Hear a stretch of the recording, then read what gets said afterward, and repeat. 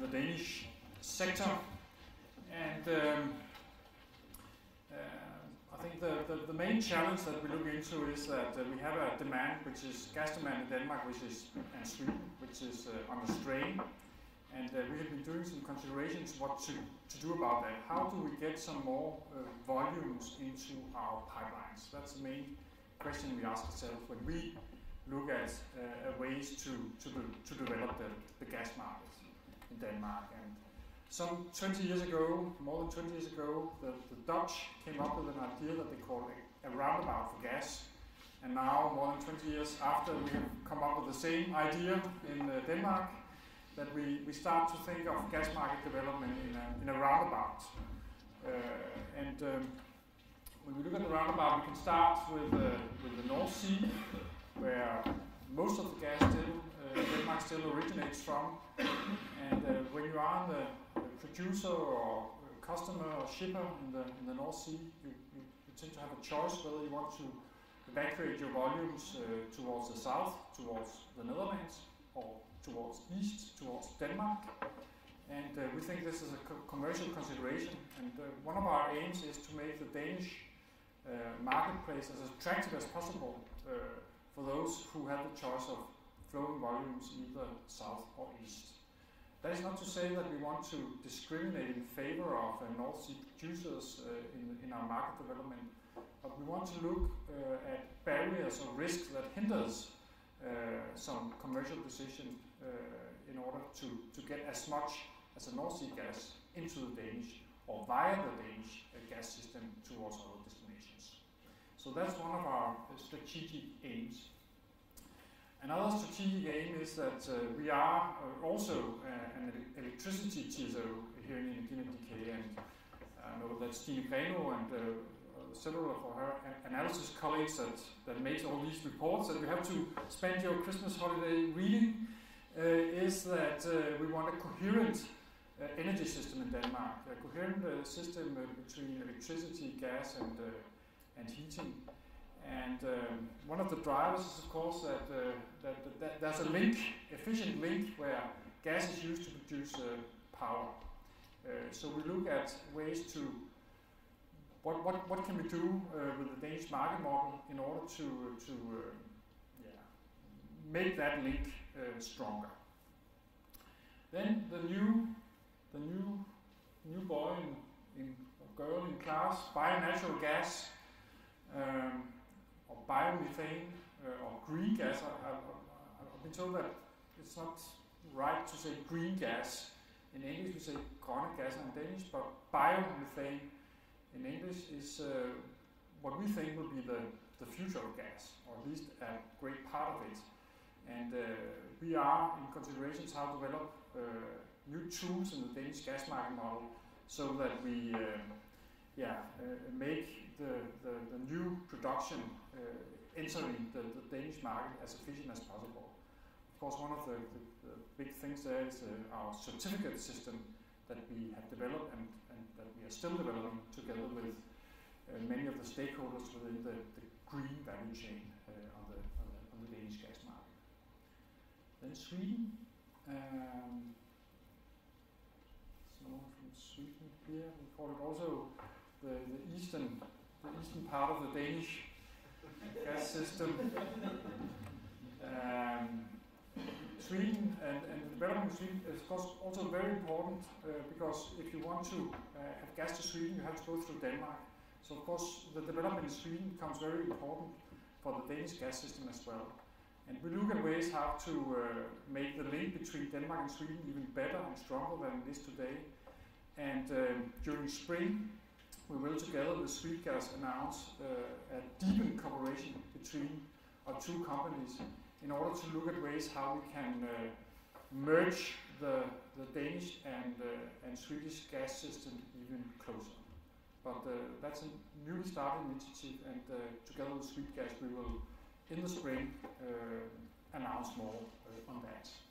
But Sweden is a very important part of our gas market strategy. Then, of course, the end consumers.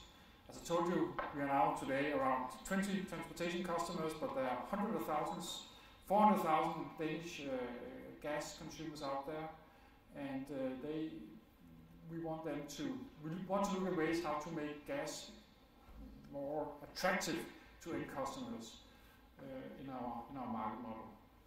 And last but not least, European integration. The border point at Elon and the initiative that we have there is also part of the development of the Danish gas market model and in our strategic thinking. Finally, within the marketplace itself, we look at how to run the infrastructure as efficient as possible. For instance, our new muscle or our heart, the compressor station in Egtved, but also the Danish Gas Exchange, how to improve liquidity and trading across that desk. Now, a strategy is not a strategy without KPIs and following up. And what I will do now is that I will show you our internal KPIs, how we in Energinet DK measure whether we think that the gas market development in Denmark is moving in the right direction. And we have set, of course, a system up for that. And I will take you through some of our main KPIs now in order to illustrate how 2015 has been in terms of achieving a successful gas market development. Now, first of all, we have a target that we want 85% of the gas from the North Sea to go via Denmark. So that's our target, and we measure that, and as you can see, we are above target almost all the months. So we are around 90% of the gas is flowed via the Danish system from the North Sea. So on that part of our strategy, we are on track. Now, another part is that we want this coherent system with a very good link between electricity and gas, and I'm sorry to say that this is not on track at all. To be honest, this is maybe one of the red crosses in our KPI system,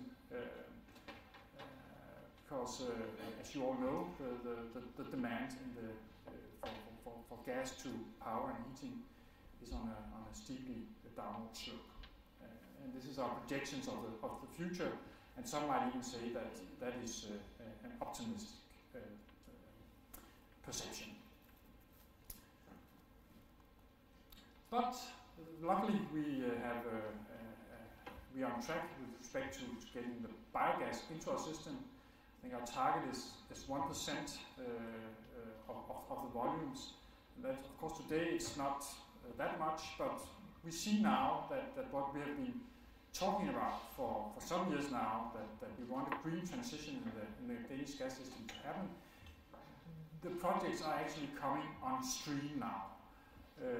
And we will see more and more biogas in the years to come. Due to the subsidy schemes that has been approved by the European Union, we now see that the projects actually emerge. So biogas is here to stay, and you will see a steep growing development in that area in the years to come. Of course, still not a lot of the volumes, but they are there and they're visible.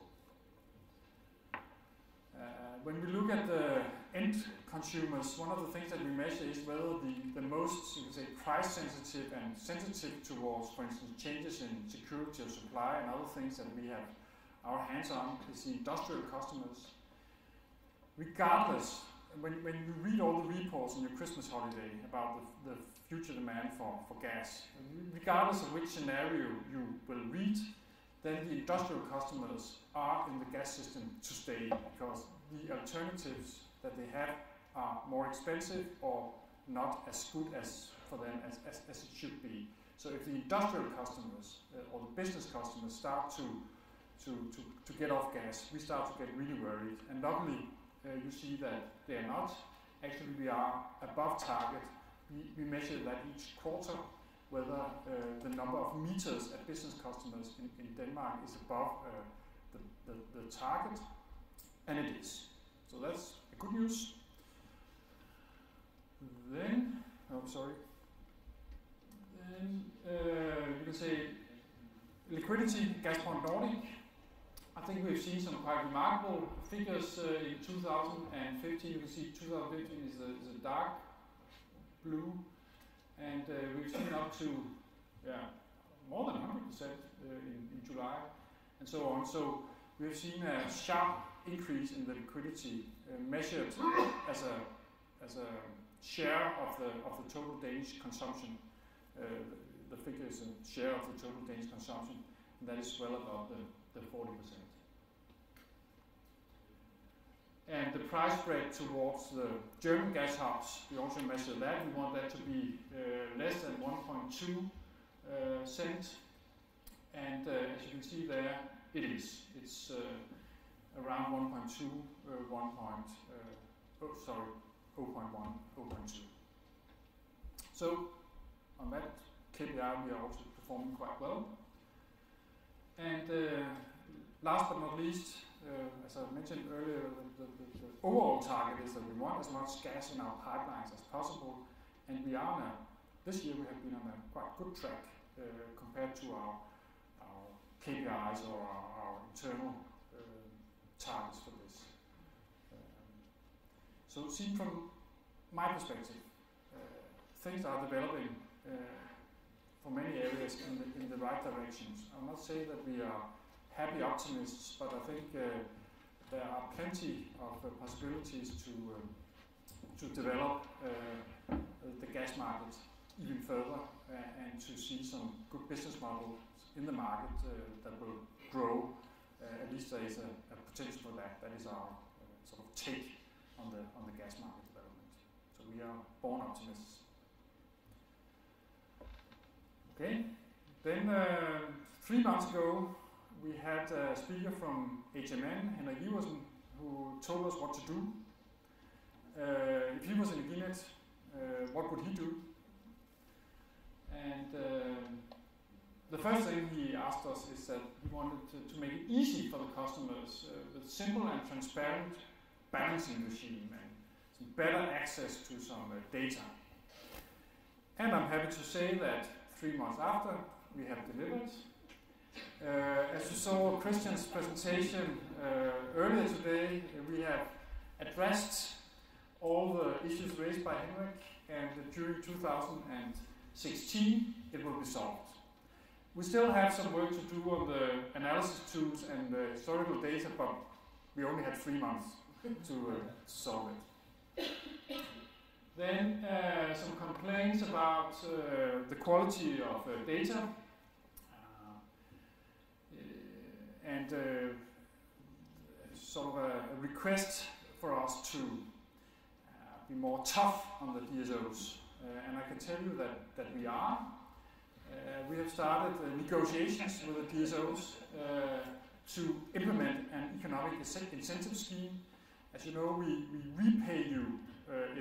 If data quality is poor, we repay you, the shippers, in our balancing regime, and we want the DSOs to bear their fair part of the burden. And we are negotiating that with them so that they can feel if their data are not up to standard.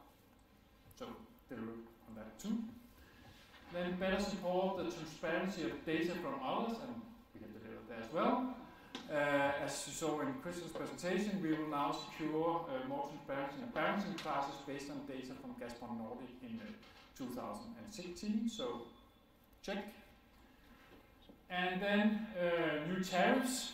You saw Nina's presentation. Of course, we can never predict the level, but you have Henrik had some requests on the tariff structure, where he wanted to have more flat tariffs, more shorter products in our tariff structure. And now, 3 months after, we have removed the seasonal factors and reduced the multipliers for day ahead compared to year, 3 months after. So this is what happens when you ask us to do something, we deliver. Yes? How about the removal of the entry for biogas? We go one slide back. 1.3. Yes, well, we are still, we're not ahead of that one. We're not ahead of that one. Working on it, or? Yes, we are considering it.